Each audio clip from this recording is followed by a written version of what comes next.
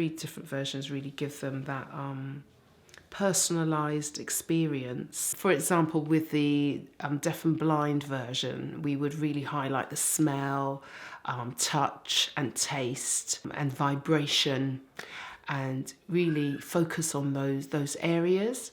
And what we do while we're on tour, we'd make sure we would find out the needs of those children before the play begins, so that we could really tailor it to those children.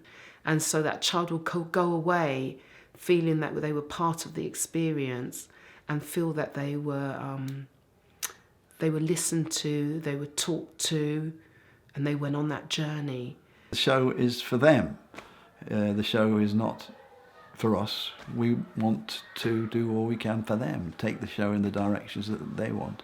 And you know, you give them a lot of choices. You give them, you know, a lot of choices in like, talk about sensory events, talk about story events, talk about structural events, talk about openings for the audience in which they make meaningful contributions. Like there are choices, and if they make choice A, it'll go one way, choice B, it'll go the other way. There are children who need their theatre very close up, or they're not going to see it, they're not going to clock it in any way. There are children who need their theatre slow because they're not necessarily in the same time zone as the people who are performing to them.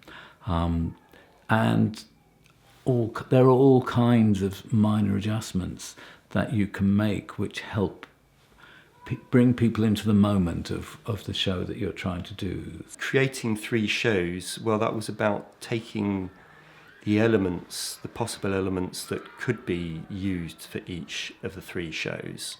The way the shows worked, any kind of differences in storyline, differences in interactions, and bring them together into a set and a physical reality which has components of such strength and character that they can be constantly adapted in layout and in the place, both to form a new world in every venue, but then also to be open to a different use in every venue, in every interaction with every participant.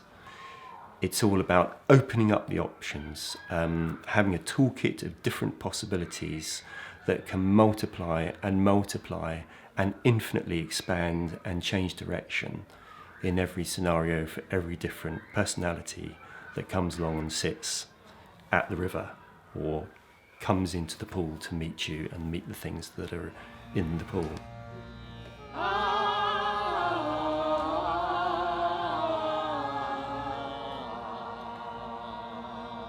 Sometimes you might have to change things, but because the rehearsal period with Oily Cart has been so intense and so long, it equips you with a rucksack of different resources that you can pull out.